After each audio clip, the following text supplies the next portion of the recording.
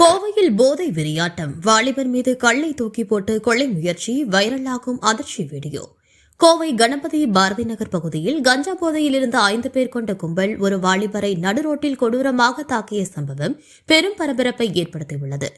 நேற்றிரவு சுமார் 10 மணியளவில் அந்த வாலிபரை சூழ்ந்து கொண்ட போதை கும்பல் அவரை கைகளால் சரமாரியாக தாக்கி கற்களால் அடித்து நிலைக்குலைய வைத்ததாக கூறப்படுகிறது. தாக்குதலில் அந்த வாலிபர் கீழே விழுந்தபோதும் ஆத்திரம் தீராத அந்த கும்பல் பெரிய கல்லை தூக்கி அவர் தலையில் ஓங்கி போட்டது. இதில் மண்டை உடைந்து ரத்த வெள்ளத்தில் கிடந்துள்ளார். வாலிபரின் அலறல் சத்தம் கேட்டு அங்கு ஓடி வந்த பொதுமக்கள் போதை ஆசாமிகளை விரட்டி அடித்தனர். சுயநலமிழந்த நிலையில் இருந்த வாலிபருக்கு உடனடியாக 108 ஆம்புலன்ஸ் வரவழைக்கப்பட்டு கோவை அரசு மருத்துவமனைக்கு தீவிர சிகிச்சைக்காக அனுப்பி வைக்கப்பட்டார். இந்த கொடூர தாக்குதல் சம்பவத்தை அங்கிருந்த ஒருவர் செல்போனில் பதிவு செய்துள்ளார். அந்த அதிர்ச்சியை ஏற்படுத்தும் வீடியோ காட்சிகள் தற்போது சமூக வலைதளங்களில் வைரலாகி வருகிறது. பொதுமக்கள் மத்தியில் கடும் அச்சத்தையும் ஏற்படுத்தியுள்ளது.